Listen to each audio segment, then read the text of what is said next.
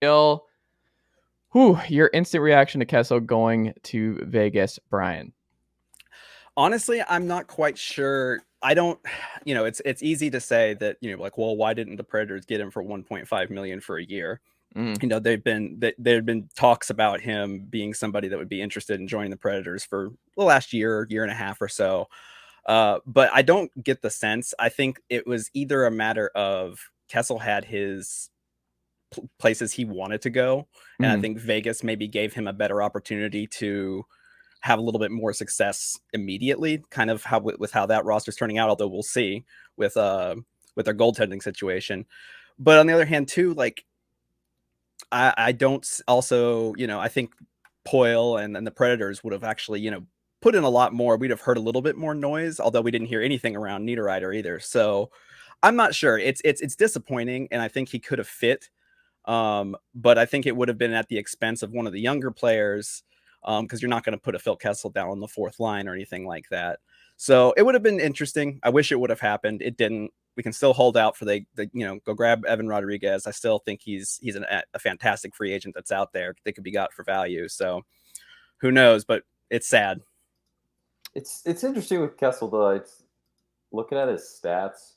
I mean, he doesn't have much career left. What's he? 34. He's in the twilight there.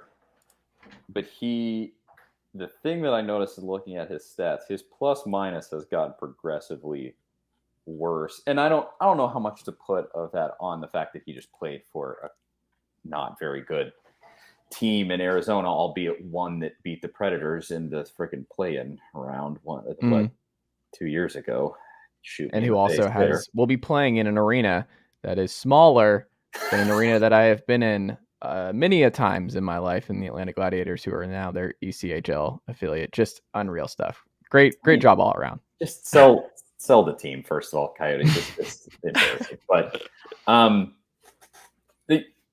my question with him, he put up 52 points, only 8 goals. It was 44 assists this last year, which is just a weird stat line. But he still is producing. But how much could you have even expected? I think it would have been good. I do, and I do wish they would have picked him up. I don't know why they didn't. Why does Poyle do a lot of things he does? But I do look at it and I go, like, really, how much would you have gotten out of him? I don't know. Maybe I'm being too cynical there, but yeah, I mean, it's definitely reasonable. Again, he's a goal scorer, his whole career, and this last season he just couldn't finish. He was doing excellent, as far as setting up teammates.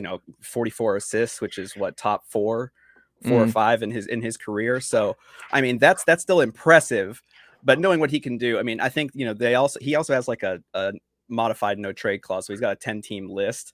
And I'm thinking that with Vegas, they can, they've got the mindset that they've got him for 1.5 for this year.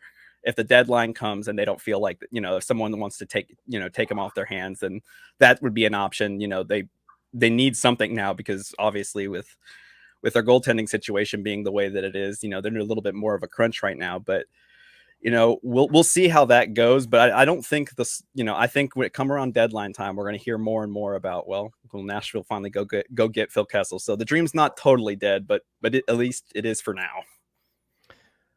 Well, what do you think they do? Because we've talked the last couple of weeks about, with that little bit of cap space left, the little bit of money that the Preds still have, now that Kessel's off the board, you mentioned someone that they could target with that remaining pool of money, but do you think they actually use it? And do you think there is someone left over that interests you enough to use it on, Bryan? Yeah, so they've got about $2.4 million left. Last year they went into the season, I think, with like 4 or 5 million. They wanted to keep their options open, which helped. They've got 13 forwards, 7 defensemen on the roster right now with 2 goaltenders. There's still a question of where Connor Ingram is going to end up and how much time he's going to spend in the NHL.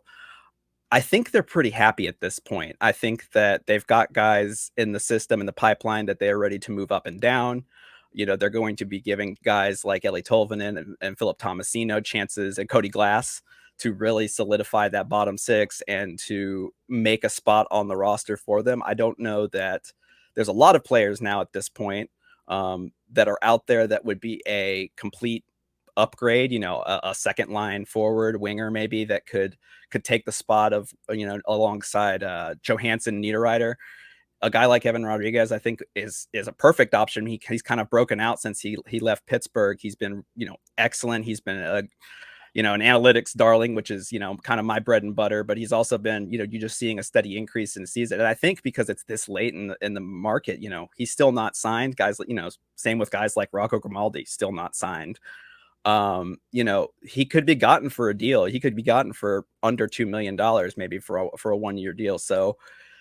But again, I think that they're sitting on that 2.3, knowing that they've got, you know, we're going to see how this season goes, and they may need it after the season starts. And so I don't know. I wouldn't put money down that they make any more moves, but I wouldn't mind seeing them make one more move to kind of shore up the middle of that offense.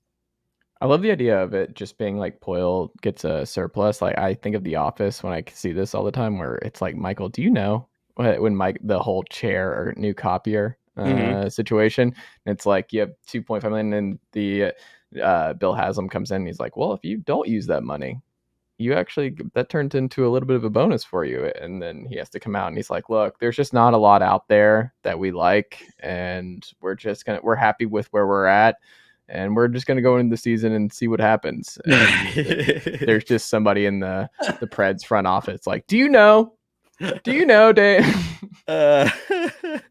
Wouldn't surprise me. That would be funny. The cover of NHL 23 is out. What do you make of the new NHL 23? Is it just 2023 or just 23? It always throws me out. One of the two. I'm not sure, but I think it's a pretty cool story, and I put this in here that so they announced Trevor Zegras from the Anaheim Ducks. I mean, I think everybody, if there's a household name and outside of hockey for sports fans, it would probably be Zegras right now, with just how electric and, you know, how much he upsets the old guard in hockey with his trick shots and things like that. But he's also going to be sharing the cover with Sarah Nurse, currently with Team Canada. She was the first Black Olympian for Team Canada to win gold medal in hockey. She is currently actually playing in the World Championships. I'm trying to think, was it this week? She's still with the team. She's been in Team Canada. She won gold medal in 2020. She's working with the Toronto Six in the PHF right now, and she's been an ambassador for women's hockey. And so this is kind of a really cool news story to see. She actually just had a profile yesterday in the New York Times in their sports section yesterday about Sarah Nurse. And so it's really cool to see this. I think there's some people that are salty for different reasons as to why these guys are on there, mostly because of Zegras, I think, which is kind of a welcome change.